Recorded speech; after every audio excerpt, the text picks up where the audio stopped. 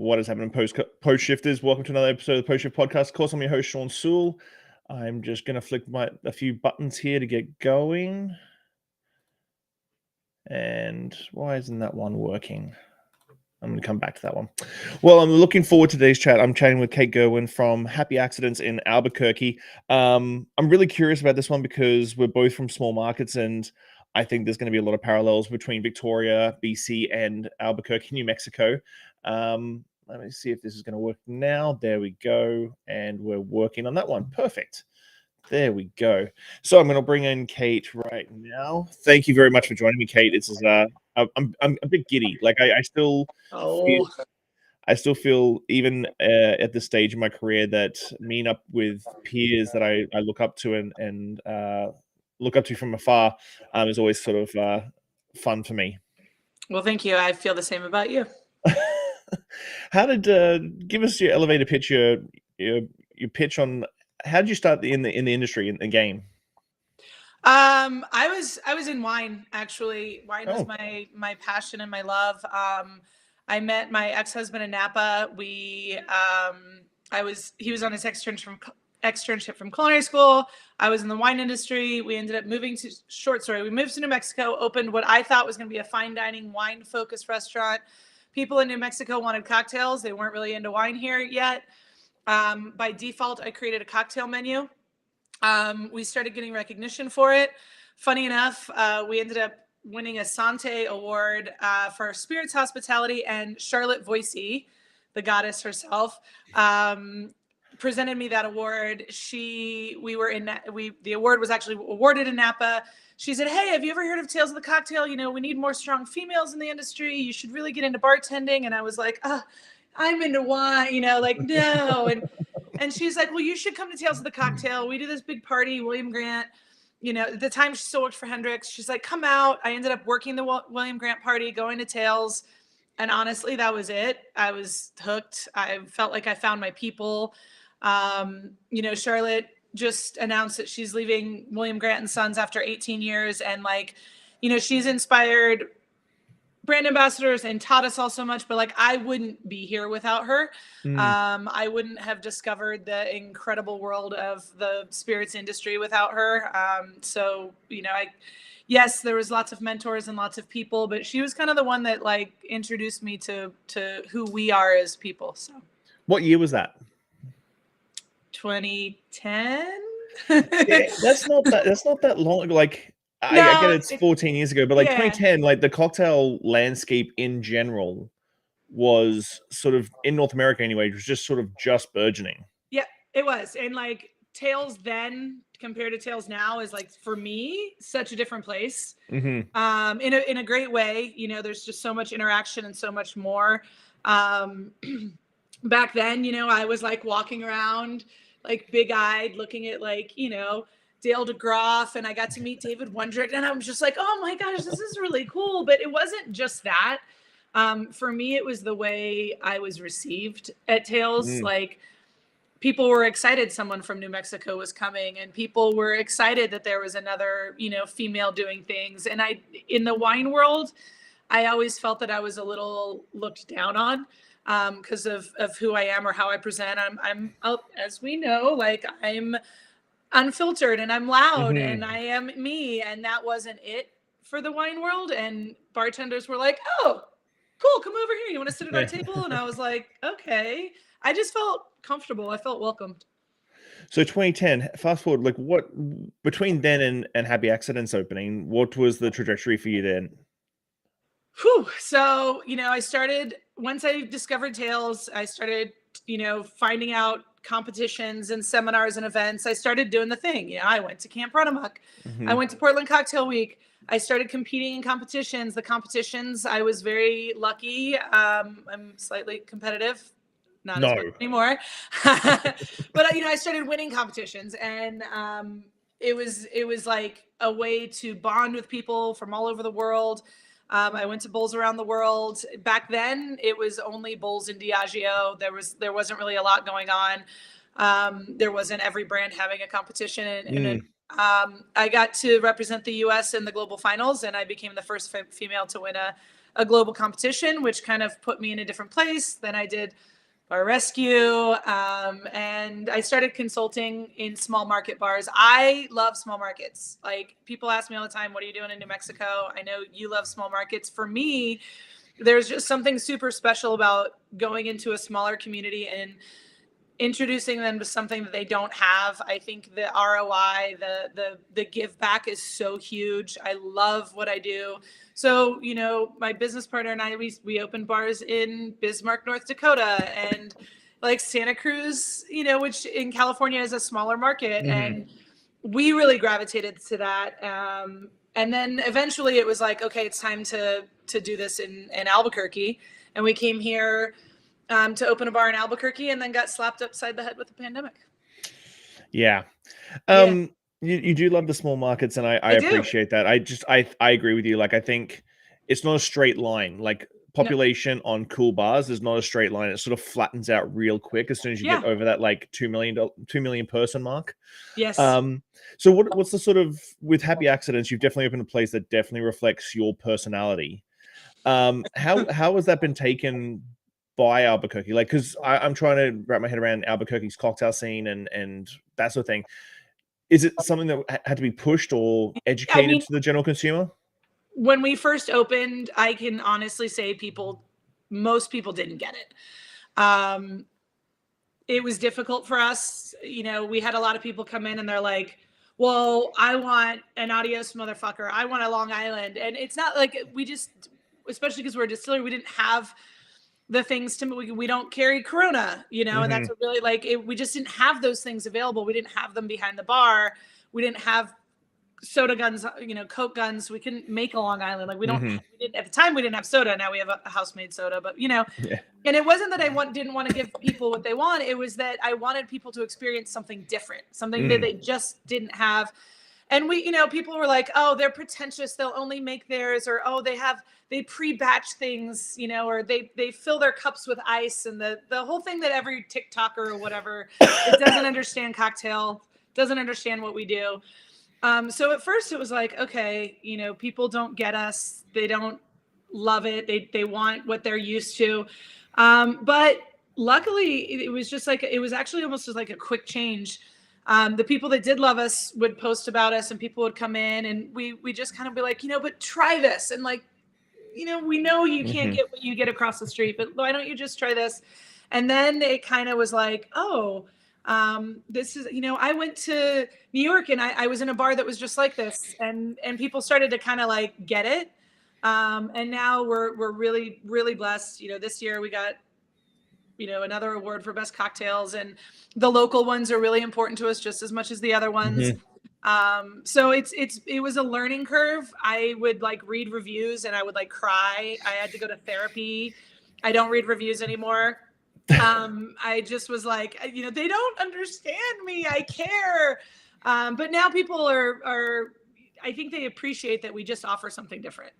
So. Do you think that's the hardest thing? Like, I get a lot of flack from back in the day when I first took over Clive's in 2009, like not having cranberry juice and stuff like that. I get a lot of flack for that.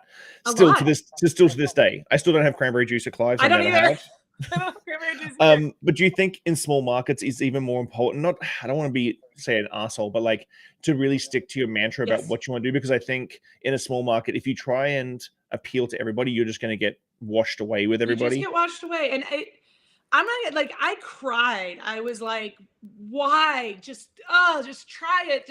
And I there was times where I was like, do I even bartend? Do I even know what I'm doing? Like, who am I? And like, I just want to make people happy. But no, I 100% like, be authentically you. There's a learning curve for everybody. And also, like, I know this is an unpopular opinion, and like, I truly believe the customer always is right is a dead mantra, but not every place, bar, restaurant, not every place is for everyone. And that is okay. Yeah. Like, I do want everyone that comes in my door to feel seen and welcome. But if you don't love it and it's not your place, that is okay. Right? Like, I want people to have their favorite bars, and I want them to go to my bar for certain, you know, vibes or certain occasions or whatever. But if it's not your place, you know, go to your place, enjoy your place, but don't think that we're not here for you. It's just, this is what we do, and we want to stay in our lane. And I don't want to be everything to everyone. Like, I always think it's funny. Like, you don't go into the Chinese food restaurant and be like, well, why can't you make me a pizza?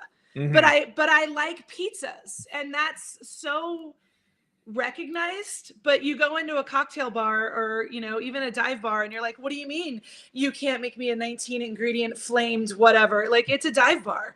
Yeah. And when you come into my bar and you're like, what do you mean you can't make me a Long Island? I just don't have Coke, or I don't do a cosmopolitan because I just don't have cranberry juice. But I have 60 other drinks that are amazing and wonderful. And I promise you, I have something that is similar to a cosmopolitan that I think you'll enjoy. And I'd love for you to try it, Yeah, I got something called the High. I got something called the High your Society guns. Murder. I got something called the High Society Murder, and it's got cranberry liqueur from the Okanagan, which is epic, and that's our Cosmo Killer. Like, And let's it's done. go. Yeah. So you mentioned awards and how local awards and international awards are all great for the bar and stuff. This is another small market thing that I sort of live by, like, because a lot of awards get like vilified and like demonized, and they're like, I've been talking about this a lot recently, so it's like, let's go. I don't need it. I don't need it. No. I'm like, yes, but you're in a market of like 2.5 million people. If you only get in like 1% of the market every week, you're golden. Yes. For places like us, it's free marketing. It's free marketing. Exactly. It'll get you in the paper. I don't have PR. I don't have marketing. We don't have the budget for that. We take those types of budgets, we put it back into our staff. We do health insurance, things like that. That's our priority. And that's fine. I don't knock on bars that have PR companies. Everybody has to do what's right for them. But also, like, there's been a lot of recent discussions. Like, there's too many awards. I heard recently someone say, or this, or like, people are paying to play. Like, for me personally, bring more awards. Like, there is nothing wrong with patting each other on the back for the hard work we do. Also, the world isn't freaking pie. A piece of pie for you doesn't mean less pie for this person over there. Just bake more pie, bring in more awards. Let's pat each other on the back for what we're doing. It's okay if you're getting awards. It's also okay if you're not getting awards. Like, I really think that we need to kind of, like, we get cynical, and that's fine. Like, we all, kind of like, oh, why are they getting awards? Like, just go for it. I think it's great for PR. I think it's great to put your small market on the map. Like, we won a Tails Award, and we just got a Pinnacle Award, and like, Albuquerque didn't know what those things were. And we're only competing against the previous version of ourselves. We want to do better each year. We want our market to be recognized. And all of those things are stepping stones to get to a place where people take us a little bit more seriously. Yeah, it's always the big market players too. It's always the ones that are just like, oh, we don't really need these. And I'm just like, dude, like, what it does and not for my bar personally, but my entire market, exactly. my friends, my peers, everybody, like the whole rising tide raises all ships. 100%. I'm like, if Victoria gets more notoriety, it's the main thing. Exactly. And like, I get it. When people travel and they think, okay, we're going to go to the US from another country, they think, okay, we're going to go to New York. Right. Or like, I understand that. And I think it's great, but I just want people to understand that there are other places, and all of it, even, when you're talking about France, you don't just have to go to Paris. And I think it's important that awards are the things that are shedding lights on those things. And yeah, it's a game. We're all in the hustle. We're all playing the game to an extent that is good for our business. Some play it harder, some like, you have to do the things that you're doing. But I also think it's time to kind of like put aside the cynicism of like attacking everybody for going after things that are bettering their business, bettering their community. I want my staff to thrive. I want my community to be recognized. I want, people don't go to a place because there's one cool bar. You know what I mean? Like, you're not like, oh, I'm just going to go for that one place. They go because there's a community. So if you're not serving the community and these things aren't helping, well, what's kind of the point? And they do help. Like, they just do. Like, people look to Albuquerque now, and I'm like, that's awesome. Like, we have a lot of really cool stuff, and my bar isn't the only cool bar in town. I promise. I go there. They're great places. So you're just talking about like healthcare and stuff. How have you tried to go against the industry norm? And I'll say an industry norm about your culture and that at Happy Accidents. Like, you mentioned health insurance and stuff like that. How are you building that culture at Happy Accidents? I mean, we hope that people see what we're doing and they just realize that it's possible. People ask all the time, well, how did you do this? We are very lucky. We operate as, we're a distillery, and we operate under a craft distiller's license, and we make our own spirits as well as source bulk spirits. So that allows us to operate in a different profit range, but that profit isn't going into our pockets. Our profits are probably around the same as other bars, which is an unfortunate thing. But our business model, basically, we have what we all call our non-negotiables. Rent is a non-negotiable. Your licensing is a non-negotiable. Your power bill, those are all things that we know when we do our business plan that we have to pay for. We just decided to make health insurance a non-negotiable for our full-time employees, because after the pandemic, it was a scary place to be in. We were all, I didn't have health insurance. My business partner and I, Blaze, we were like, this sucks. How do we just figure out how to do things differently? So for us, it was, these are non-negotiables. These are things that we have to pay for in order to operate. And that was kind of it. Do you think a lot of operators underestimate the actual, I wouldn't say cheapness, but the actual cost? They think that health insurance, I've been doing a lot about staff retention and training, because we at Clive's, we spend about $800 a year on proper certification courses. So when they leave, they've actually got on their resume.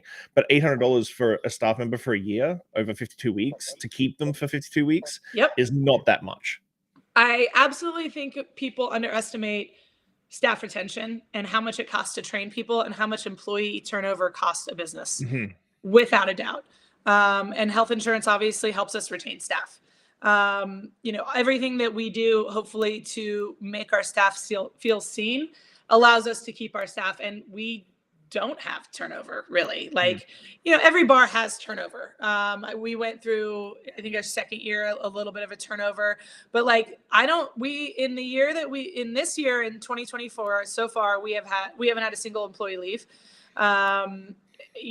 We still have employees from day one, and we've had employees move to Albuquerque, New Mexico from larger markets to work with us. Wow. And I 100% know it saves me money.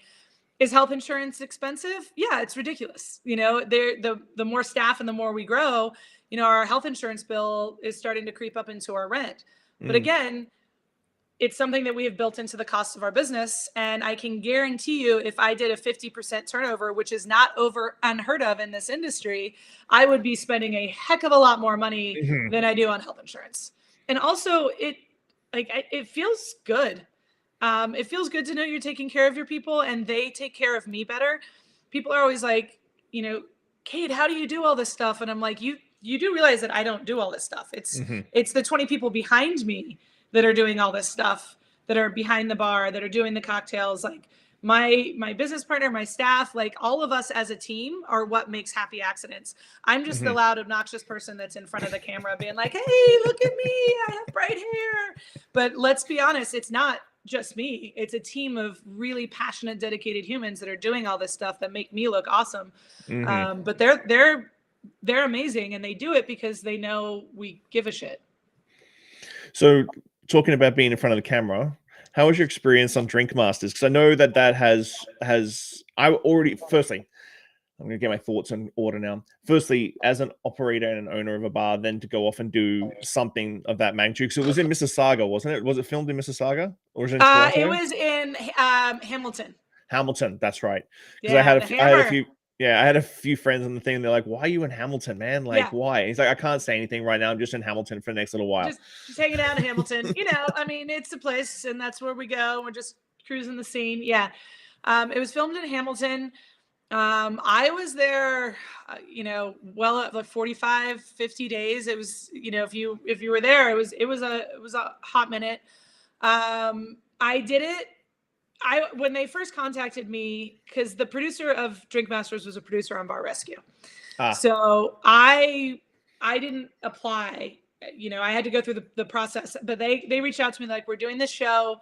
We'd love for you to be on it. And I'll be honest, my first answer, I was like, oh yeah, I can recommend some people. I was like, I'm not really competing anymore, and I'm opening a bar.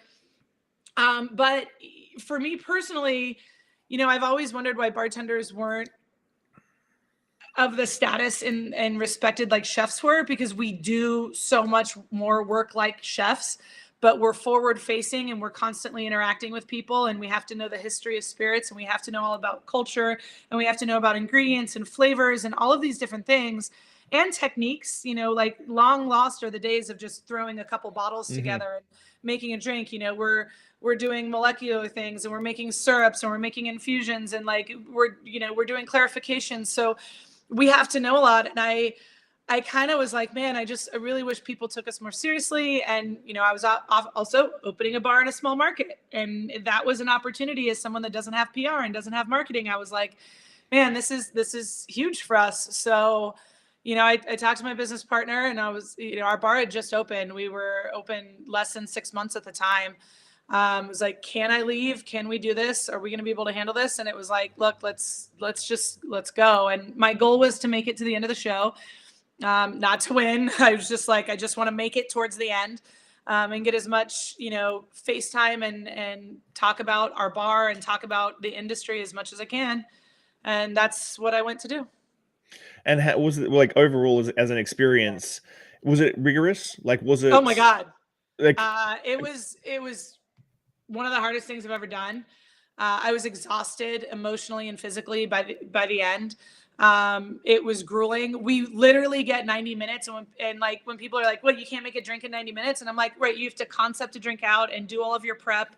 And like, we're not talking about just combining in 90 minutes. Like we were making syrups, and, we have like dehydrators and all this stuff. And you can't like dehydrate something in 90 minutes. So it's like, how many techniques and how many things can you do? And yeah, people say all the time, they're like, oh, we don't, who makes cocktails like that with all of these things and these plates? And I'm like, right, could you imagine how boring it would be if we all did 12 old fashions? Yeah. Like, do you really want to watch a TV show where someone puts up 12 brown drinks with we were showing off to the highest standard that we could. So we were pulling out all the stops. So we're doing everything we could possibly think of under the sun to elevate what we were doing. Is that like everyday bartending? No, but everyday Top Chef isn't everyday restaurants either. Yeah. Like that's the end all be all. So yeah, it was mostly mentally. It was absolutely grueling and exhausting. It was just every night I was just like spent. But in all honesty, like I met some of my very best friends, and it was great for the industry. I get recognized, but for me, it was for consumers. What I think a lot of the industry forgets is they're like, well, you didn't do what we do, or you did. And it's like, this is for consumers to see us in the light that we want to be respected. And I wasn't doing this for bartenders to be able to make a milk punch. I was doing this so consumers could look at a milk punch and be like, damn, that's really creative. And, that's a long process. And they're doing this whole big thing so that they would respect what is going on in their respective markets when bartenders are doing these things. So it was for consumers to see us, and the consumers listened. Consumers love the show. I still get messages from people who have just discovered it. I'll be at an airport and someone will be like, oh, you were on that show. So it's like, I'm here for it. I wish we could do more things like that. I want people to see us for the light that we create and what we do. And it's opened the door for you to have your own little TV show now too, right? You've been filming that as well. It has. And that I'm actually I'm really freaking proud of. So the show's called Free Spirit. It's on an app called Very Local. Anyone can download it. It's free. It's on Roku and all that stuff. But they asked, I had a production company come to me. They're like, you were great on Drink Masters. We want to do a documentary on you. And I was like, yeah, you don't. Appreciate you, but no. But there's a lot of things about my industry that I think people are missing. Small markets, what's going on, how creative we are, how intertwined with the community we are. I pitched the idea to them. They loved it. We've done the first season. We went to we went to Birmingham, Alabama, and Louisville, and Kansas City, and all these smaller markets where we get to show basically like what you are doing in your prospective market, right? Like we get to show people that these things are going on in their hometowns. Also show people that are traveling, like, hey, when you go to Kansas City, there's some great cocktail bars, and Birmingham has an insane community with cocktails and the people in it. I'm hoping it can go global. We are going to do a second season. We really do want to take it international. That's kind of the goal, is to be able to, come to Canada and be able to go to Mexico and be able to show what I want people to fall in love with the industry the way that we love our industry, because we are in love with each other. Like, we love ourselves, we love each other. Like, we are just like, you're cool, I'm cool, let's be best friends. And I want consumers to see what we see. So I'm kind of hoping that we can get to a point, where people are falling in love with us the way that we deserve. Yeah, I think that's as you mentioned, I think that's the big difference between chefs and bartenders, or chefs and the drink side of things. Is like chefs 10, 15 years ago figured out that if you want to really connect, you got to be consumer centric, because you're always going to have other people in the industry like either dog a cocktail you did or do something like that, but or congratulate you. But like the consumers where the money is, and the consumers where the attention should be. The consumers pay our bills. Yes. Like, we're not paying each other's bills. Honestly, the most of the time when we go to each other's bars, they don't charge you. Free. Like, it's the opposite. Where I'm like, I'm coming in to support you, and I'm like, okay. So like, we don't pay each other's bills. The consumers pay our bills. They're the ones keeping us afloat. They're the ones that need to see what we're doing in all of these processes. And it's funny because like, it's all full circle. So we talk about when we first opened Happy, and I'm like, no one understood what we're doing. No one knew what a milk punch was. So they come into our bar like, oh, you just poured that out of a bottle. Then you go watch Drink Masters and you see that a milk punch takes hours to create and all these things and this and that. And now people see a milk punch and they're like, oh, wow, this is an elevated cocktail program. Yeah. So without Drink Masters and without these things, the consumers, the ones who are actually paying the bills, they don't get to see it. And that's what I hope Free Spirit can do. I hope it grows. I hope we can make it big. I hope people really start to appreciate that, like, we're doing the work so that our guests have the best experience that they can. And then the consumers are like, oh, I appreciate all that work you did. I'm not upset that you're pouring a batch cocktail for this milk punch, because I recognize that that's really the only way you can do it, because no one's making milk punches on the fly.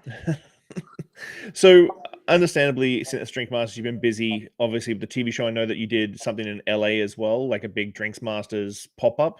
Yeah, we did a Netflix pop-up called Netflix Bites, where they took chefs from different Netflix shows and the Drink Masters, and we created like an immersive experience where you could go to this restaurant and have, food from Chef Ming, food from Dominique Crenn, drinks from, Julie, from myself. And really, it was an experience for people to actually taste what they've seen on TV.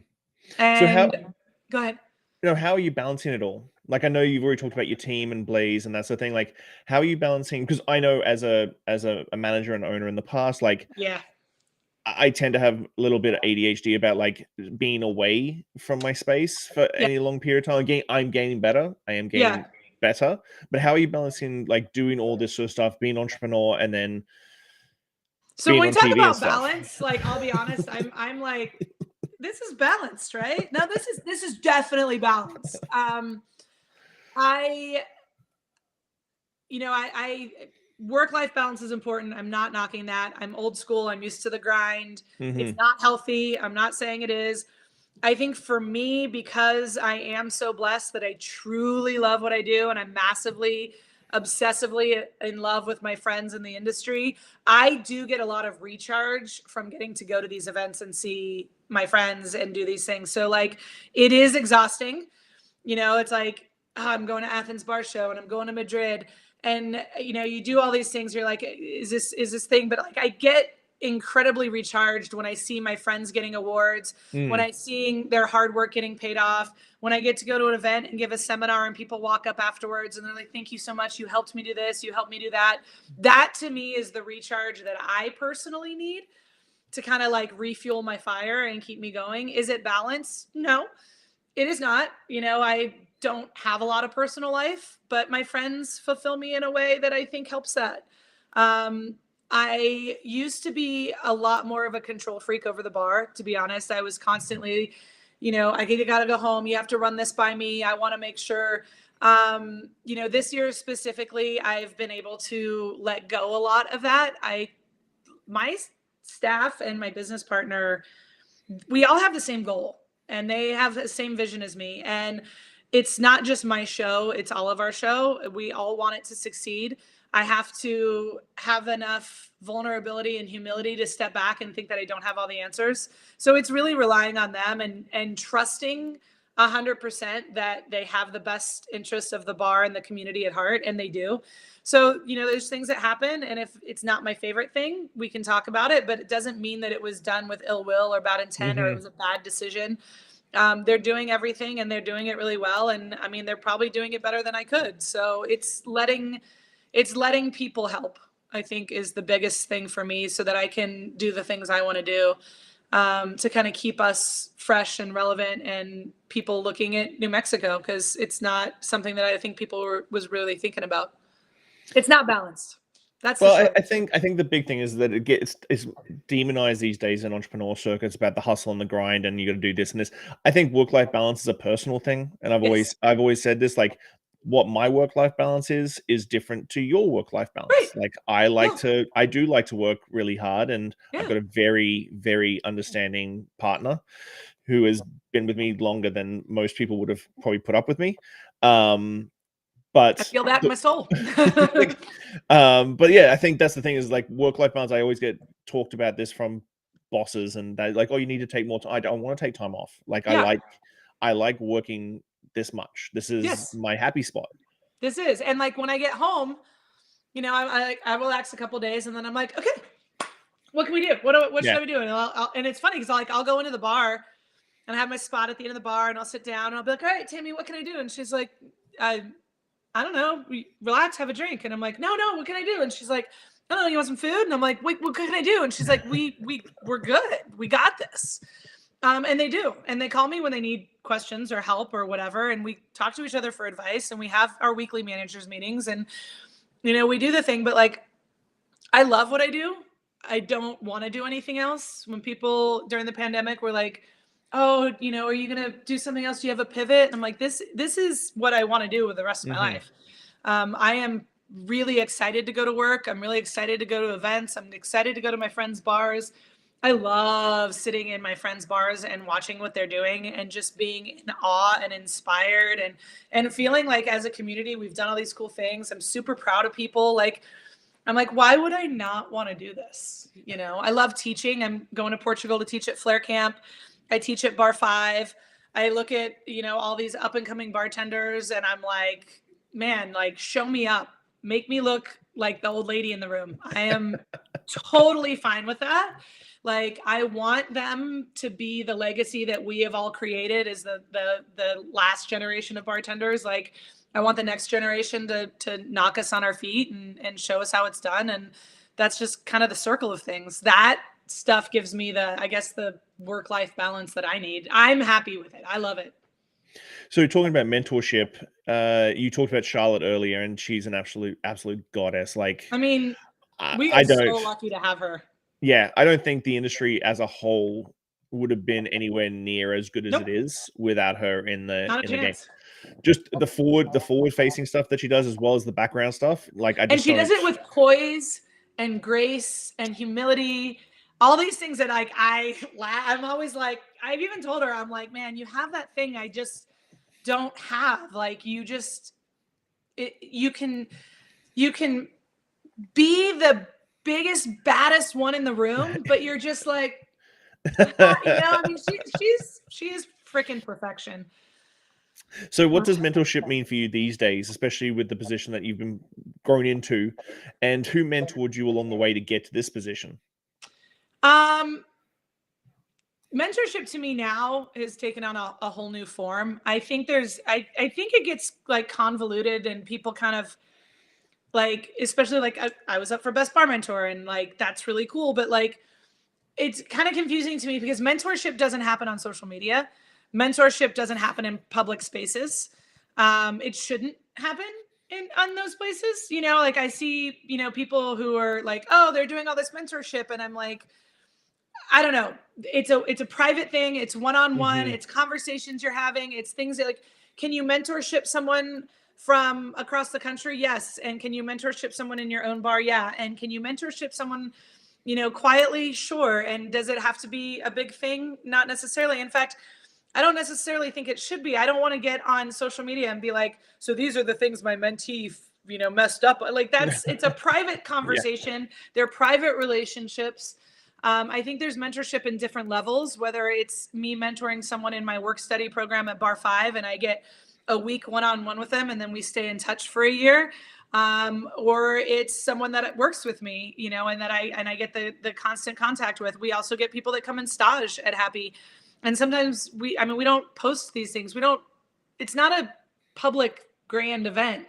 And I think also people need to start looking for mentors outside of just bar mentors. That's actually something that I did, is I looked for entrepreneur mentors. But you know, people in other industries that inspire you can probably provide a lot of mentorship that it's not just like, how do I make this cocktail? So I don't know. I think it's a very nuanced thing. I think it's important. For me and my mentors, I had mentors that I absolutely took me under their wing. You know, Shawn Kenyon has always mentioned my name in the right places, at the right tables. Obviously, Charlotte Voicey. There's people that I would call when I had problems. You know, I would call David or Dale, or, you know, like Tobin Ellis was one of my huge mentors. I worked with him for years. I learned so much about not just making drinks, but how to control the energy and vibe of a room and how to read people and understand, you know, nuances that I just didn't grasp the concept of. There's so many people who have affected who I am. You know, there's a lot of people in this industry that we think of as the icons, and we talk about cocktails they made, right? Like we have our modern day classics, and, you know, and I love that. We have the penicillins and the paper planes and last words and all of these things.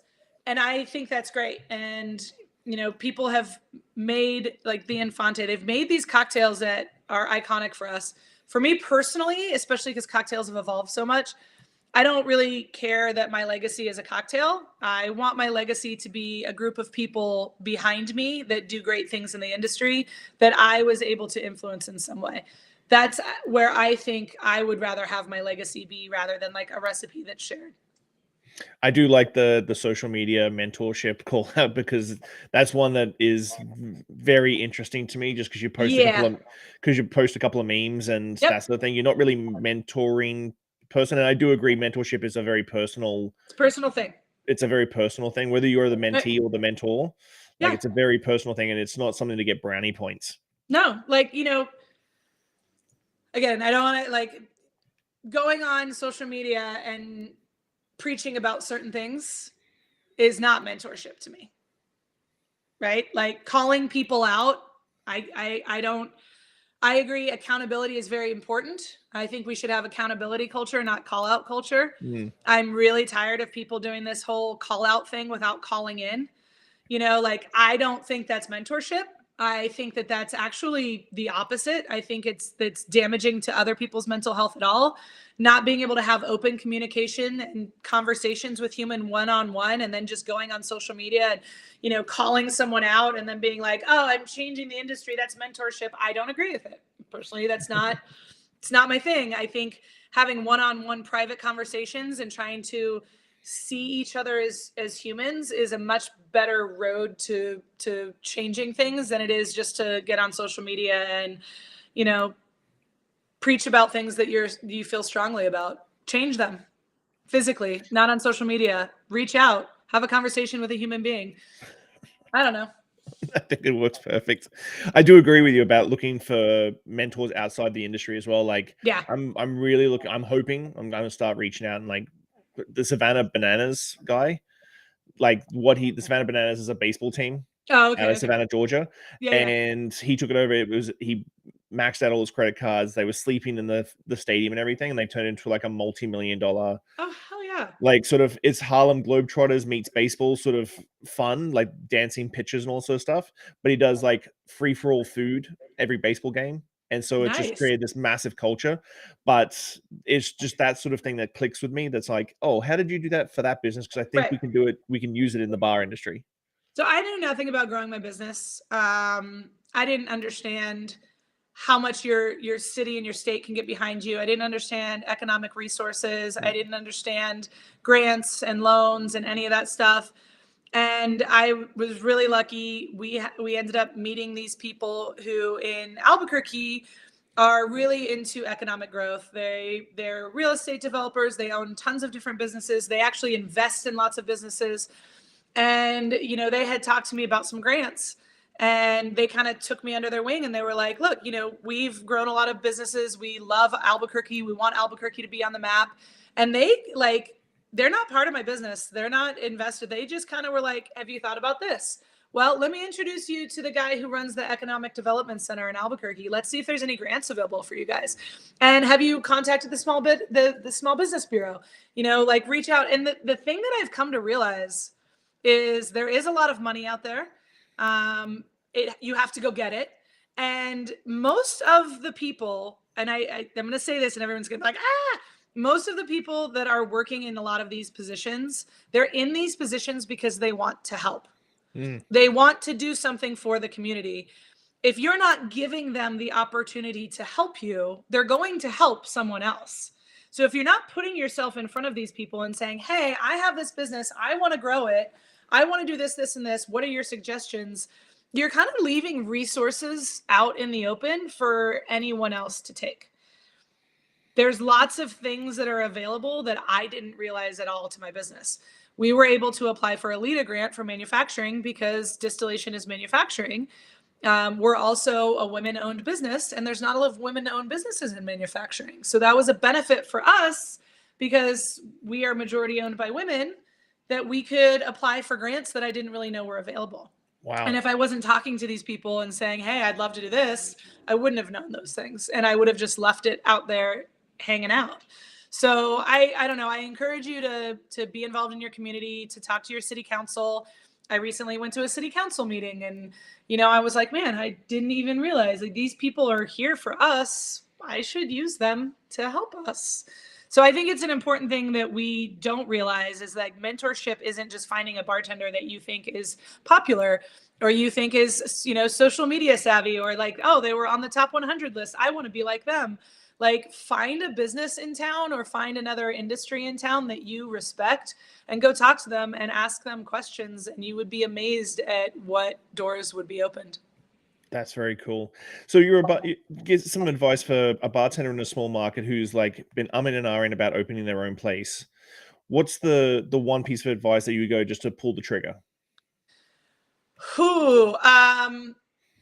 Talk to absolutely everyone that you know about investors or investments. And I don't just mean asking your rich friends to give you money. Like, that's not really it. So, like, things that I think people forget. Merrill Lynch is a huge global company. Every Merrill Lynch in every place has people that they have hired as financial advisors to people. You don't have to be a Merrill Lynch customer. You can actually call up Merrill Lynch and ask for financial advice, and they will transfer you to someone. We've actually had a Merrill Lynch person at a previous place come in and do classes. Like, there are so many investment brokers, people out there to offer advice. Go to your Better Business Bureau, ask them about loans, ask them about an SBA loan. Go to your local banks, go to 10 local banks, go to 10 national banks, ask them about loans. Like, I know it sucks, but if you really want it to happen, you have to do the footwork. But also ask, like, other people. It's amazing how many people know someone that wants to do someone that knows someone that wants to do someone, and this and that. And, like, next thing you know, you've made these connections and someone is there. Or, you know, you talk to someone, they're like, actually, I know someone that has this vacant space. Or I know someone that's about to vacate a space, you know, and maybe you can take over their lease, and that's better for the landlord. And so I think I tell people all the time, and it's not like, I know there's privilege and there's lots of things in the world. If a door closes, find another door. Just like there's not one piece of pie and you bake more pie, there's lots of doors. So if a door closes, if you go to one bank and they say, I'm sorry, I don't think you have what it takes, and that door closes, you have to go knock on other doors. And I truly think if you just keep knocking on doors, doors tend to open more, and you find a connection and a path to what you want to achieve. Wow. So what's your plan for the next 6 to 12 months? Do you have a plan for the next 6 to 12 months? I do have a plan. I have one more big push for travel. I'm going to Europe for 4 weeks for a bunch of events and some pop-ups. And then I come home. We got Miracle. But Mm. we have signed a purchase agreement and secured funding for a new distillery. We got a 50,000 square foot building. It's massive and huge and a bit overwhelming, if I admit myself. Wow. Yeah, it's massive. We're securing our canning line, so we're going to do a line of ready to drink canned cocktails based on a lot of draft cocktails that we have in the bar. We've been doing this for a long time. We were very, very lucky last year. I've been sitting on a piece of equipment for a little over a year. I was at Bar 5 and met a distiller and was talking to them about vacuum distillation on a commercial scale. And one thing led to another, and we were able to purchase one of very few commercial vacuum stills in the world. So we have a 2,000 liter vacuum still. Very cool. 2,000. It's huge. It's massive. It's like 19 feet tall. It takes up such a huge footprint. But we are going to move into like full-time distillation, canning. We're going to do co-packing for other people, white labeling spirits.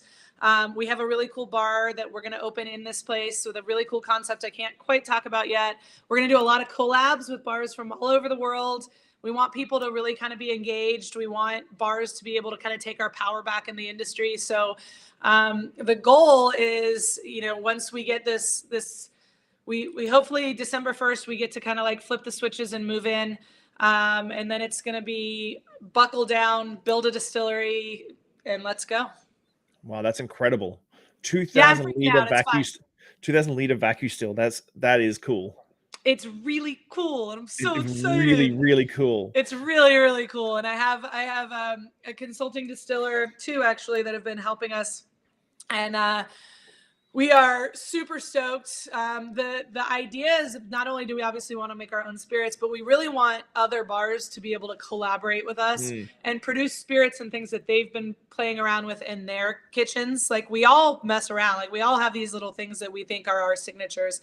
But we can't go to market with them. And our goal is to open up an avenue for bars to be able to kind of collaborate and create their own spirits within the realms so that we can start supporting each other in different ways. That's very, very cool. So we've come to the stage of the podcast where I give you 5 very deep questions. Oh, good. Every guest, like last week was Dave Mitten, and Mitty was like, "Why didn't you send these through to me earlier?" Because I was like, "Nope, we're going to do it." Oh, So I'm ready. It's fine. what is the one lesson or experience that has shaped your perspective the most, and how do you carry it forward with you in your life?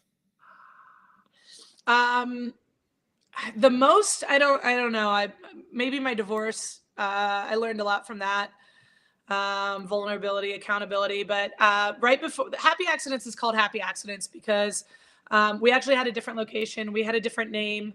I did bring in a partner. My business partner and I brought someone else in because they loved the concept. It was the owner of the building. They wanted to be a part of it. It was called, Blue Hippo. We were so excited, and the partner and myself and Blaze didn't see eye to eye. Shortly after we built out this place, did all this work, we ended up separating. And I was devastated, and I thought I'd never have my own bar, and I cried, and I lost my location, and they had to buy us out of our own concept. I lost the name to my own business, all the work. I was just devastated.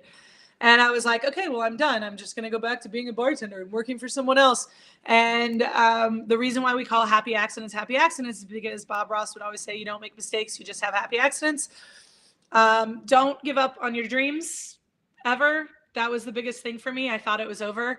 And now I have what I believe is 10 times better than what we ever would have created in this other space. We've won awards. We've been able to stay true to who we are. It's bartender owned. So just when you think you get knocked down, just keep going. If you could leave with one lasting message or piece of wisdom for the world, what would it be and why? Be authentically yourself. It's a hard thing. Have the courage to be disliked. That's a book. You should go read it. It's amazing. If you have goodwill and good intentions, be who you are. It is okay. I've tried so hard to conform to other humans or other stereotypes or other standards. And what I've found is when I'm authentically me, I'm at my best and I'm more available for other people. Looking back on your journey, what is something you wish you understood earlier in life? You don't know what you don't know. It's a saying that Tobin used to say to me all the time that I thought was the dumbest thing ever. Well, you don't know what you don't know. What does that even mean? Like, you don't know what you don't know. And he'd say it all the time. Oh my God, Tobin. Love it. But, you know, honestly, that you get to a point in your 20s when you're an adult and you're like, I know everything. I know this, I know that. And then your 30-year-old self looks back at your 20-year-old self and you're like, I would beat the shit out of that kid. And then your 40-year-old self looks back at your 30-year-old self and you're like, oh my God, if I only would have known. You don't actually know the things that are out there that you have no idea about. So when you think that you've like got it all nailed, you don't. So fucking true. So fucking true. I've actually been tossing around a post in my head of like, I posted a picture on social media of me falling asleep at my first family and friends when I opened up Little Jumbo. And I remember that night specifically because it was so exhausting. We opened that place in 6 weeks. And I'm like, man, I was a dumbass then. Yeah, and then right. I looked up a post of opening up. I opened up 3 venues in Singapore in 2019. I'm like, that was 5 years ago. I'm like, I was still a fucking dumbass then. Like, and then now I look then and it's like, oh, when I'm 50, I'm definitely looking back at this and going, you're a dumbass. 100%. Like, I feel like now I'm only mature enough to know I'm still an idiot, right? I'm like, that's it. I'm like, I finally got to the point to be like, yeah, you don't know shit, girl. At least I got there. Like, that's my maturity level now. And I know I just turned 46 2 weeks ago. I know 50-year-old Kate's going to look back at 46-year-old Kate and be like, at least you knew you were. You had that going for you. How do you define success and has your definition of it changed over time? I define success by the people around me and the way they look at me and the way they treat me. I used to think success was the competitions and the awards and the accolades. And I realized that that's actually not it at all. My success is when my daughter looks at me and compliments me or tells me how much she looks up to me for the things I've done.